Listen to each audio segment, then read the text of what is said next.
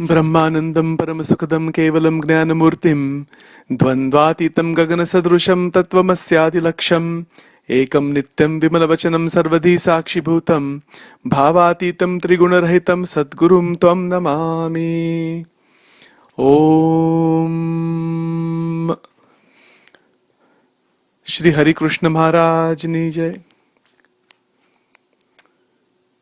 Swaminarayan Hare, Swaminarayan Hare. આપણે તો અક્ષરધામમાં જવું છે એવો એક સંકલ્પ રાખવો. This is the second Swamini Vato that we're going to cover. We covered the first one some days back. That was Bhagwan Thakish Bhagwan ઓળખાય છે.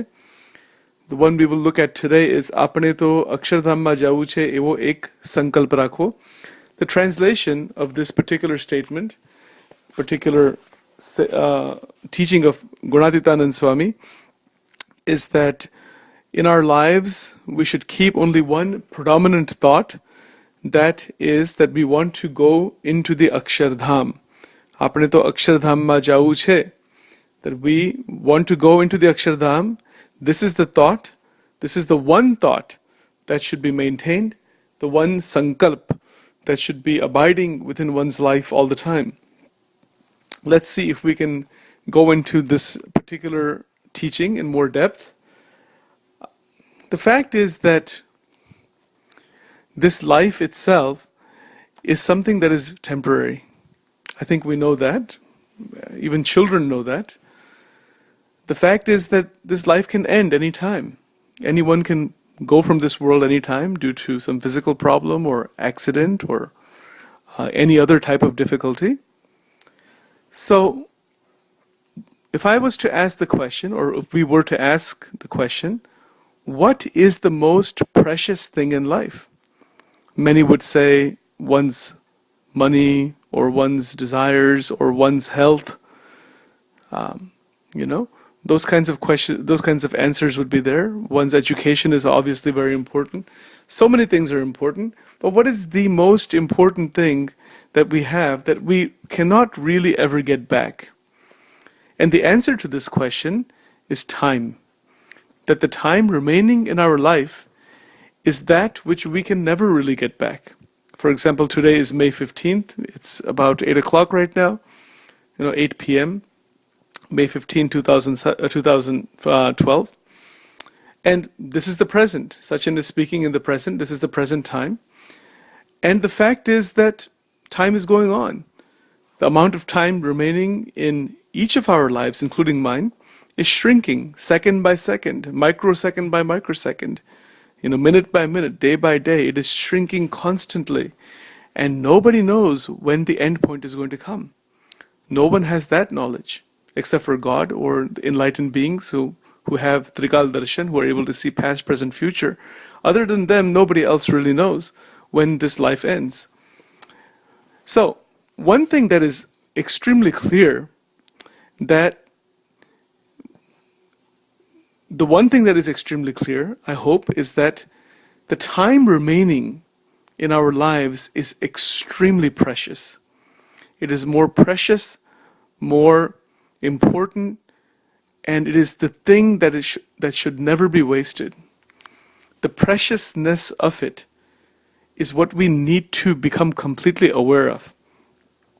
See, Gunatitanand Swami lived over 80 years. I'm not sure exactly his age when he passed away. I'll have to look that up. But apparently, he lived for quite a few years in Gujarat, and every moment of his life, every second of his life, was spent completely in the service of the society, in helping others who are on the spiritual path, because he was already enlightened. He was already using his time in the most effective way. He never wasted his time. In fact, in the Shikshapatri, Bhagwan Swaminarayan has given that Agnya, Vyartha Kalena Netavyo Bhaktim Bhagavato Vina, which many of you probably know. Some of you may not have heard that before. It simply means that don't waste time. Keep the mind occupied. Keep the senses engaged in devotion to God. Because ultimately, this devotion to God, this spirituality, spiritual path, using our human body to please God, to do the best we can for this world, as well as our family, as well as satsang, as well as for our jivatma, for the betterment of our jivatma, for the moksha of our jivatma. What can we do? And that is to worship Bhagwan, bhakti. Most important. So Gunatitanand Swami's life was filled with para bhakti, pure bhakti. And when we look at his life, we see very clearly that there was no time that was spent, there was no time that was wasted at all. And this is the point here, that when Gunatitanand Swami says we should keep one predominant thought in our life, there's much implied in this. There's much implied in this. And the first point is that time is shrinking. The amount of time that is left is getting less moment by moment. Nobody knows how much time is actually left. And the unfortunate fact is that most people are stuck in repeating past attachments or strengthening past attachments, worrying about family and becoming more attached towards family, becoming more attached towards worldly objects, panch vishayas, becoming more and more engrossed in this world that is fleeting away constantly. Of course, we have to live in this world and take care of our family and love our family and everything, no doubt. But the deeper and deeper attachment towards those things that are temporary, that are not going to remain, in fact, one's body is not going to remain, nothing is going to remain, then why is there so much deep attachment to all of those things that are going to all be gone just as a bubble that's going to be gone? Because the body is also going to be gone. It's like a bubble. Just the body lasts 80 years, maybe 70 years, 90 years, 60 years, nobody knows how long. But that's a short period of time compared to infinite time. Just as children play with bubbles, some bubbles are small, some bubbles are big, some bubbles are huge, but they all pop within 1 second or 2 seconds or 3 seconds. At the most, they might remain for 5 seconds. At the most, it might be 10 seconds, and then they pop. You see? So our lives are something like this. Some people have lots of money, lots of fame, lots of power. There are those big bubbles. Sometimes, you can make a huge bubble out of that blowing stick. And if you blow it carefully and slowly, you can make a huge bubble out of it. And that's like someone who has made tons of money and is deeply attached to this world and has bloated himself or herself with all of these worldly thoughts and worldly possessions. And when the time comes, the bubble completely pops. That is death. That is the physical death. Nobody takes anything with them when they leave this world. This world is a temporary place. This world is an opportunity. This life is an opportunity to realize Bhagwan. That is the thing to understand. And there are some beautiful shlokas regarding this. One of the shlokas in Srimad Bhagavatam, which Bhagwan Swaminarayan has referenced in Karyani 1 Vachanamrut, Karyani Pelu. He has stated beautifully, Buddhi Indriya Mana Pranan, Jananamas Rujat Prabhu Matrarthancha Bhavarthancha Yatmane Kalpanayacha. This is a shlok from Srimad Bhagavatam, which simply states that our physical body, mind, senses, thoughts, emotions, everything should be used for, or can be used for realizing God. But it can also be used, as most people are doing, for enjoying sense objects or, doing some good works to reach the heavens, that kind of thing. But ultimately, what is the right use of this body? What is the ultimate use of this body?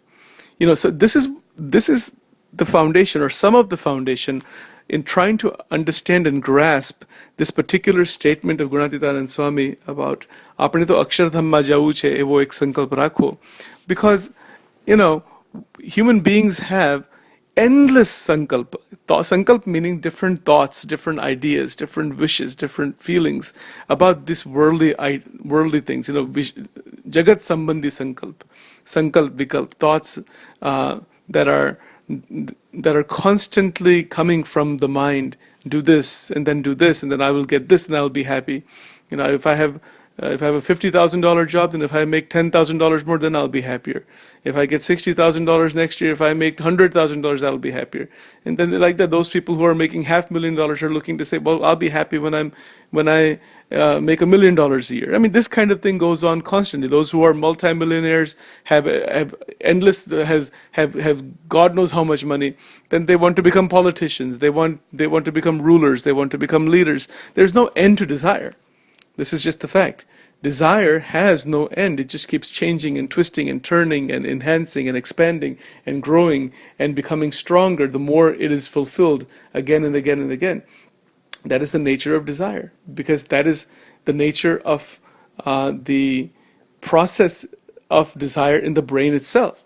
You know, there's a lot of neurological aspect to desire, and I don't want to go off track here into desire and all that thing. That's another big, very, very interesting and very profound topic, and maybe that'll be talked about some other time. We will definitely talk about it another time.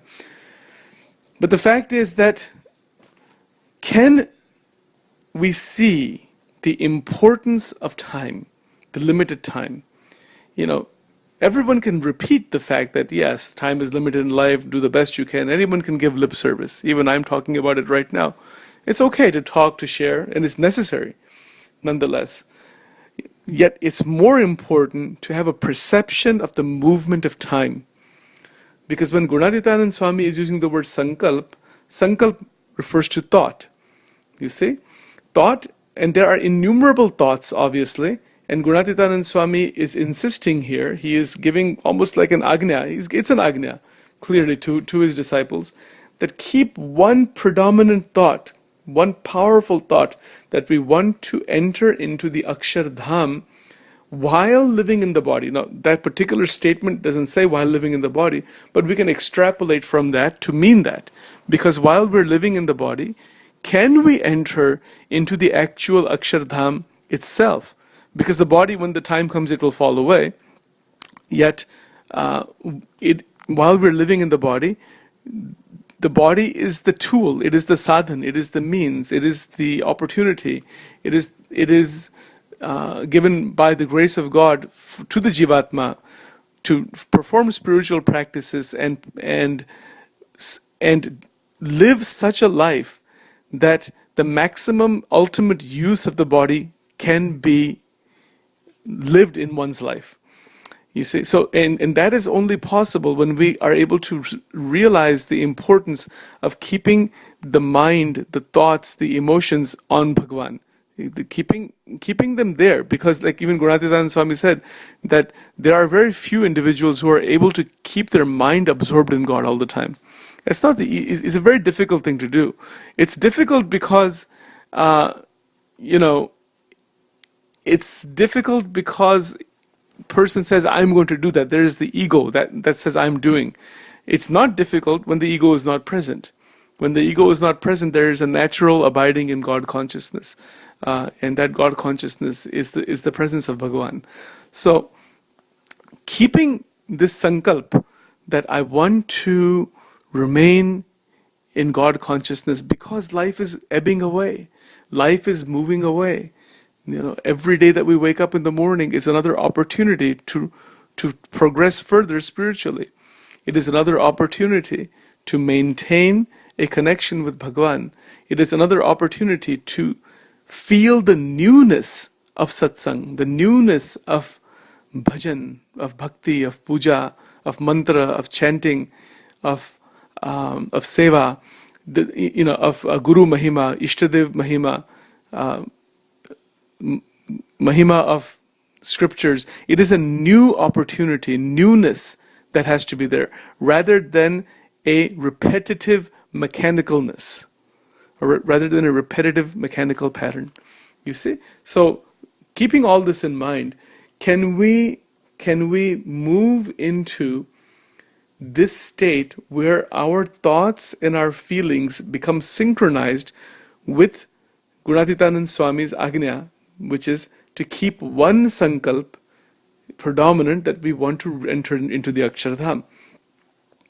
Now, the problem here that occurs is that Akshardham is something which we have not seen with our physical eyes, or cannot see with our physical eyes. because the Akshardham is the abode of God. It is where Bhagwan exists. It is everywhere, present in everything, that it is right here, where we are right now. It is not any coming or going, actually. It's right there, but we're not able to perceive. We're not able to see it, or we're not able to be in it completely, because there are psychological blocks in the subtle body as well as in the causal body. I talked a little bit about this before, but again I want to mention about this again, because it's the thing to understand. It's the thing to really uncover. Inside the subtle body, the Sukshma Sharir, once those problems of the Sukshma Sharir are removed, like Gunatitanand Swami said, Sukshma Dehano Kajiyo Bhareche. Kajiyo meaning all the different problems, the contradictions, the different processes that are going on in the subtle body are so contorted and so mixed up that a person is lost in that, and it's very difficult to get any hold of it. So the idea here is to make a very clear decision, make a very firm decision that I want to realize God. I want to remain in bhakti. I want to enter into the Akshardham state. I want to have ekantik dharma in my life. That kind of a decision has to be made. Anybody can talk about this. I'm talking about it also. And you're listening to it, or you may have been talking about it also. It's fine. Talking, listening is okay. That is on the surface only. But an actual internal decision that says, I want to realize, I want to remain inside Bhagwan's murti, and by his grace to go into the Akshardham, that kind of desire is the spiritual awakening, is the beginning of the spiritual awakening. Because there are innumerable other desires. There's the desire for sex, there's the desire for money, there's the desire for position and power, there's the desire for all other kinds of enjoyments that come in life, with different possessions, material possessions, different positions that people are looking for, and this thing just goes on. Everybody knows that is what is happening inside the world, and that is a great maya. That is a great ignorance. That is not what our life is for. It has to be crystal clear that our life is not for these things. Like in satsang we say kanchan, kamini, kirti. Kanchan is a desire for money, kamini is the sexual desire, male, female desire, and kirti meaning it's that sense of position, power, that I'm something great, all of that. All of those things are just deluding oneself. That they have no place in one's life at all. Of course you need money to survive, and sexuality, there's a normal function of sexuality that is there. Even in Bhagavad Gita, Bhagwan Krishna says, I am the Kam Dev, I am the sexual desire. But he says that in accordance with scriptures, not just an out of control desire. It's not like that. That has a place in life for those who are householders, grahastha. Those who are tyagis, obviously they're trying to go above all sexuality and sublimate all of their sexual energies into brahmacharya, which is wonderful, and that's a different path. It's a different path altogether. But then the third problem is of the ego. The ego and its demands, its desires. Like Tulsidas Ji has said very beautifully, Kanaka tajo kamini tajo dhatu ko sang, Tulsi lagu bhojan kare jiva manake rang. This is very famous. This has been also quoted by Shriji Maharaj in Vachanamrut, Garada Madhya 41, I believe. This particular Sakhi of Tulsidas Ji. And it's explained very beautifully. You may leave money, you may leave women, you may even eat less, Lagu bhojan kare, just eat once a day. There are many sadhus like that who eat only once a day, ek dana. They do that like the whole year. And then they do other fasts and everything. They might do all that. But then there's the ego behind all of that. There's the ego that comes behind everything. If somebody is even just doing tilak chanlo every day, there can be ego behind that. If somebody does even, let's say, 11 malas every day, there can be ego behind that. Aham can come behind any spiritual practice also. This sansar already has all kinds of aham inside there. But when aham comes out of the spiritual practice, one is again lost. Because ultimately, the goal of all spirituality is to go beyond ego, is to go beyond aham bhav. In Vedras, Bhagwan Swaminarayan has written, Vedras is one of the most profound scriptures ever written in this world. And Swaminarayan Bhagwan says inside there. In fact, he uses this term, aham jivam granthi, the knot, that I am this body, I am these desires, I am these vasanas, this is who I am. The aham jivam, that's the jiva state, not the atma state. The atma satta state is beyond all of that, is outside of these limitations. So the aham jivam granthi has to be completely dissolved, and that dissolving occurs again by putting all of this together, because ultimately that dissolving of these granthi occurs when the jivatma gives the ego over to God, says, take my ego. Bhagwan ne aham api de che. Ek sacha sadhu ne aham api de che. He gives his ego completely. So it is the surrendering of the ego that is required. And once that is done, once that occurs, then one is no longer trapped in limited aspects of vasana. Vasana, aham bhav, kanchan, kamini, kirti, rag, dvesh, all this thing has no place anymore. Because the actual surrendering of the ego is the changing of the function of the ego. It's not the destruction of the ego, as far as I have understood. If you disagree with that, I would like to hear from you.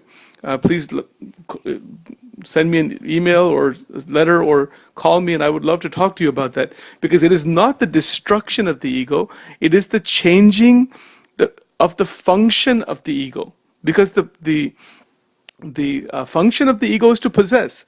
And right now, in the jiva state, it is possessing. I am this physical body, subtle body, causal body. This is my name, fame. This is my desires. These are my possessions, my properties. All that kind of thing is there. Functionally, of course, it is required. But beyond the functional aspect, it is not required at all. And in fact, that non-requirement in the non-functional aspect is exactly what needs to be understood.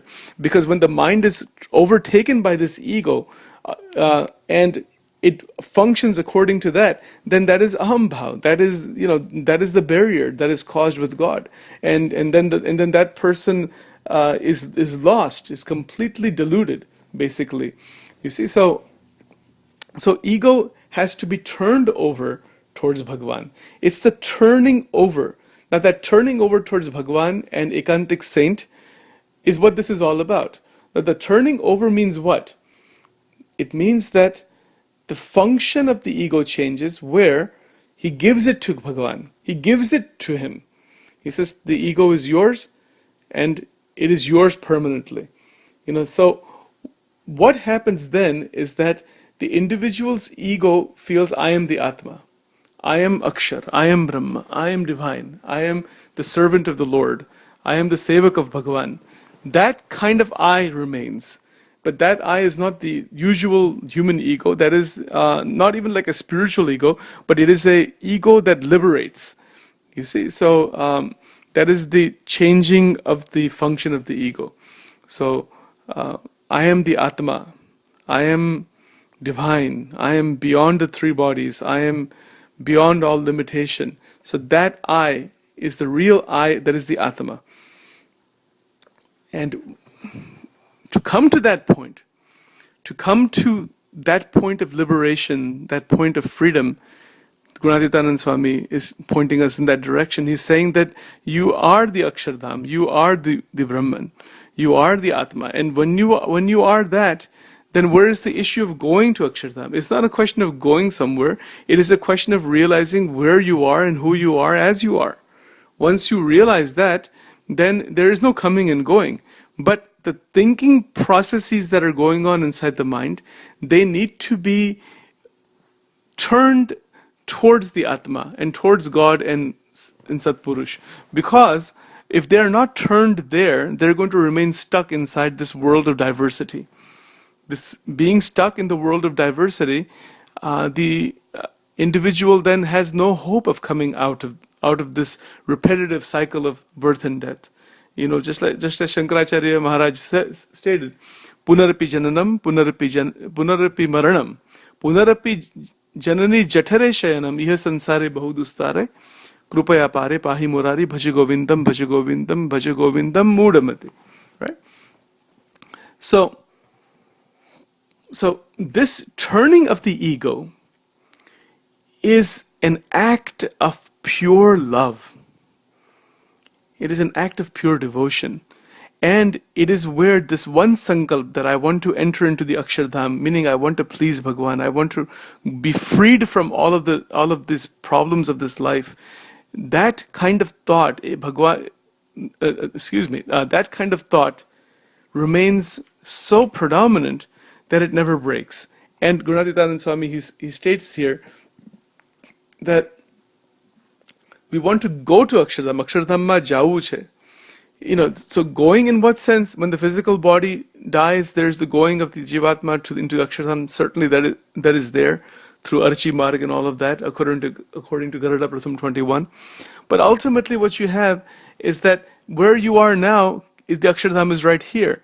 It is the psychological transformation. It is the movement of consciousness from the Jiva state to the Atma state, to the Akshar state, to the state that I am Brahma, that I am divine, Nijatmanam Brahma Rupam, like Shikshapatri Shlok 116, as that has stated many times, as that has been repeated many times over and over again in our satsang.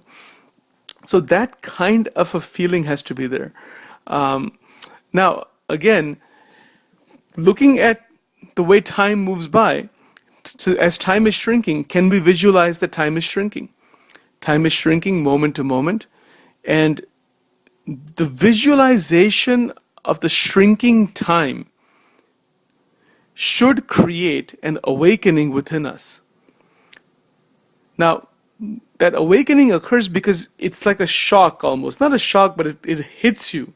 Oh my God, only this much time is remaining? And what am I doing and how much more is to be done? So that's why Gunatitanand Swami said, Evo ek sankalp rakho. He also said in another place, Karod kam bagadine ek moksha sudharvo. Just about everybody in satsang, millions of people are repeating this statement, have heard this statement. Thousands of hours of talks have been given on that statement. That Karod kam bagadine ek moksha sudharvo. That it is important to improve one's moksha, improve what will happen after death, because to be trapped here inside this sansar is not an option. Why be trapped here? Why be stuck in this repetitive process again and again and again? It's just that devastating. It's that dangerous. And to come out of this, it requires that heightened perception and a notion of pure vitality. The vitality is now to be fully alive right now, to take those actions that are required to make the spiritual progress, to take the spiritual journey, and not to remain in a state of dullness, and not to remain in a state of limitation, but to really truly make rapid progress on spiritual path. And Gunatitanand Swami has even talked about that in another Vato, that Bhagwan ni Murti Akhma Rakvi, manti chintvan karu, jibti bhajan karva. He said, by doing those three things in 6 months, you can realize God. But one has to go after that. It's not a question of time, really. It's a question of connection. And when that one sankalp is there, that main predominant thought and decision is there, that I want to realize Bhagwan, that with that decision comes tremendous energy in that decision, or in that decision comes tremendous energy. Because a decision is made, then action has to be taken.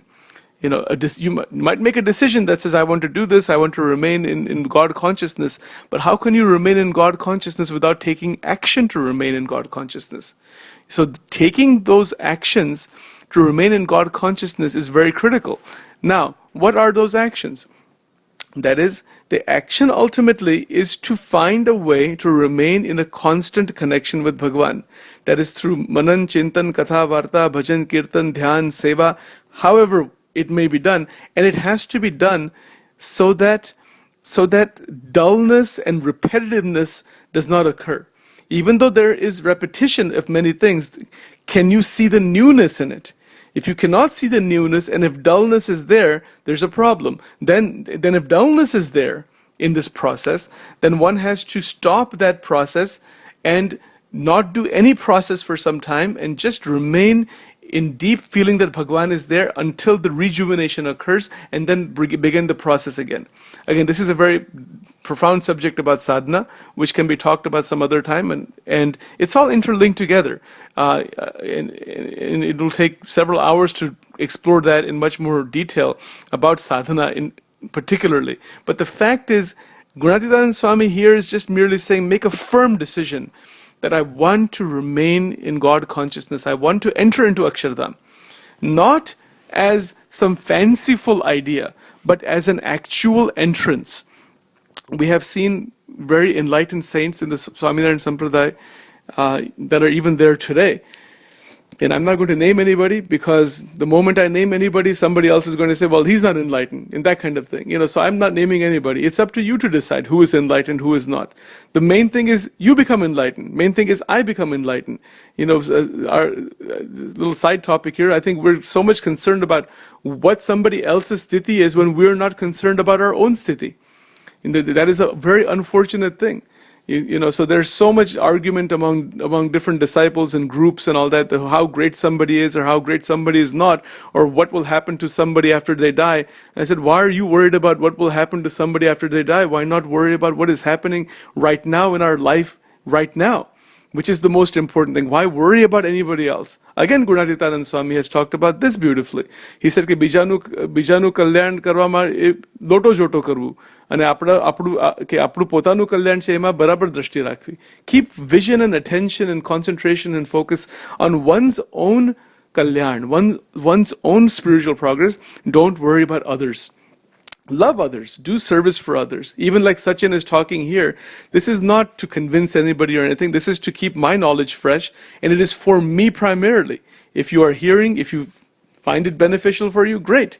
If you like it, if you don't like it, that's also up to you. I have no vested interest in any of this thing. It is just a sharing, but it keeps my knowledge fresh. And then it allows for more conversation, more dialogue, and more exploration, because that is how satsang works. Ultimately, Gnan Goshti, Manan Chintan, further exploration, deeper understanding of each and every word that is in the scriptures, and the recognition of the enlightened saint who is in front of us, enlightened saints who are there. Finding them is necessary. Seeing their life is important, because that is a guidance for us. That is a guidance for us to become actively absorbed in the Murti of Bhagwan Hari Krishna Maharaj. That is the goal ultimately. The goal is not any sadhu. The goal is God. But the sadhu has sadhuta. Sadhu is not by clothes also. One who is an ekantic saint, one who is an enlightened saint, is in the enlightenment. The enlightenment is important. His ekantic qualities are important. To see them, grab hold of them. That is why we respect the sadhus and Hari Bhaktas and others, because we want to grab hold of their divine qualities.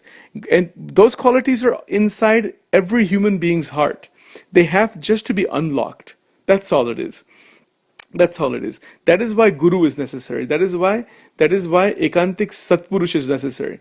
Because Ekantik Satpurush is living in that state that we want to live in. And that is what Gunatitanand Swami was. He was Ekantik Satpurush, Param Ekantik Satpurush. Gopalanand Swami was like that. Brahmanand Swami was like that. The Shriji Maharaj's Paramahanses were all like that. They were living in Ekantik state. So that state is important, not the personality. Because if we get stuck with personality and forget the state, then we're lost. And that has happened in so many organizations throughout the world, not just in Swaminarayan Sampradaya, in so many other Sampradayas, so many other religions also. That the personalities have become very important, and then the actual spiritual transmission that has to occur through the personality, that may have been forgotten by the disciple or by the Shishya. So, keeping all of this in mind, when Gunatitanand Swami says, "Apne to ek sankalp rakho ke akshardham ma jaun chhe," he says, I'll repeat it again, कि आपने तो अक्षरधाम में जाऊ छे वो एक संकल्प राखो. That we want to go inside the Akshardham. The Akshardham is a place of infinite bliss. Again, I'll have to do a recording at some other time on Akshardham itself. It is beyond any imagination. It has no dimensions. It is limitless in all dimension. That is the Chidakash form of it. Then there's another form of it, with Sakar form. that is in the seva of Parabrahma. So there are two forms of Akshar. And then there's Parabrahma, who is beyond Akshar, Aksharatit, Aksharadhipati. Again, this is a different topic. I don't want to go too much into that now, but concentrate more on the practical aspects and not the philosophical aspects too much. I'll do that later on sometime. The philosophy is there, Tattva Gnan is there. We'll cover those topics at some other point. But the practical aspect is this, that our time is precious. Even Bhagwan Swaminarayan in Garada Ante 30, he talked about 5 Anusandhan, Pach Anusandhan. He says, and one of them is, Anusandhan means like constant awareness. He stated that, look, this body can fall away any time. And because of that, there is profound Vairagya. There's great Vairagya because of the constant recognition that the body can fall away any time. So with this recognition, with this Anusandhan, this awareness, Janpanu, with this heightened awareness, and by keeping attention in ekantik sthiti of an ekantik saint who may be there, or whoever may be there who has ekantik sthiti, keep attention to the sthiti, keep attention to the fact that time is shrinking, keep attention to the fact that body may fall away anytime. And if this is truly within us, even though as I'm talking, I have to do the same thing, I have to do it first, and that is that look into this directly. In that direct looking, there is a change. There is transformation right there and then. Because then there's an awakening it's like a shock that says, oh my God, what am I doing? One has to be awakened this way. What am I doing? Why am I wasting my time? This is not what life is for. My life is not for these limited things. Why waste time in arguing with people and family bickering and all these foolish things that are going on? Throw all that stuff out of the mind completely and get completely in tune with the frequency of Bhagwan Swaminarayan in the Vachanamrut, of Gunatitanand Swami in Swamini Vato, and of Ekantik saints and their life in our entire satsang. If we can tune ourselves to those 3 frequencies, which is only frequency of Maharaj ultimately, then we are in tune with God consciousness now, not later on, because there is no later on. There is nothing like a later on. It is all right now. Life is happening right now. The change that has to occur is only now. The awakening is right now. Bhakti is right now. Removal of all the faults and deficiencies is right now. Everything is now, and only now. This is the thing. And beyond that, there isn't anything else. Because where is life occurring? It is happening in the present. We're in waking state, Jagrata Avastha. Slowly we enter Swapna Avastha, but that is now. The Swapna Avastha, when you're in the Swapna Avastha, that is the now. When you're in Shushupti Avastha, that is the now. When you're outside the 3 Avasthas, that is the now. And to be outside the 3 Avasthas is the Akshardham state. Is the imperishable state. It is beyond description. The words do not reach there. No words can reach there. It is a state of existence, of immortality, of having a divine body, Satchidananda Vigraha Swarupa. Again, those are more metaphysical, transcendental aspects. We'll get to that some other time in these talks. Just giving a little hint of it here. But that's what it is. So it is up to us to awaken. The gurus are there, the books are there, teachings are there, recordings are there, thousands and thousands of hours of pravachans are there, all kinds of things are there externally. What is happening internally? Why is it happening? When is it happening? What am I doing? How is time being used? The misuse of time is the most horrific thing in life. Because in that misuse, there is greater and greater absorption into Maya. And there's greater and greater occurrence of illusion in life. Occurrence of delusion. Delusion means falsely held beliefs. And greater attachment to unreal things or temporary things that are just going to go away. And then there is so much unhappiness when those things go away. Because a person who is stuck in Maya is trying to find God in everything impermanent. He's not really trying to find God. He thinks that he thinks that the impermanent is the permanent and is attached to that in that way, and that's the problem. You see? So the impermanence must be seen as impermanence fully, felt fully, and in that feeling, recognize that Bhagavan is permanent. Permanent not as a solid physical object, not that kind of permanence. Bhagavan is Chaitanya. Bhagavan is ever new, ever fresh, ever different. It is not like a material thing that becomes old very quickly. For example, if you like eating gulab jam, if you eat one gulab jam, you say, oh, that's nice. You eat two, you eat three, and then after a while you cannot eat anymore. And then it's the same feeling again and again. And it's not that kind of happiness. Bhagavan is new, eternally new, every second, every moment, because there's no time there, there's no repetition there, there is no maya there that is causing the feeling of repetition and disgust and dukh, because there's dukh also. And if you eat 10 gulab jams, 15 gulab jams, you'll be sick after a while. So there's dukh. Jetlu ke maya ma sukh she dukh na hoy ni. Gunatitanand Swami said that. But Bhagavan is not like that. Bhagavan is beyond all of this thing. So the maya has to be crossed. Maya is God's power also. The maya is his divine power. Daivi yesha gunamayi mama maya duratya mam evaye prapadyante maya metam tarantite.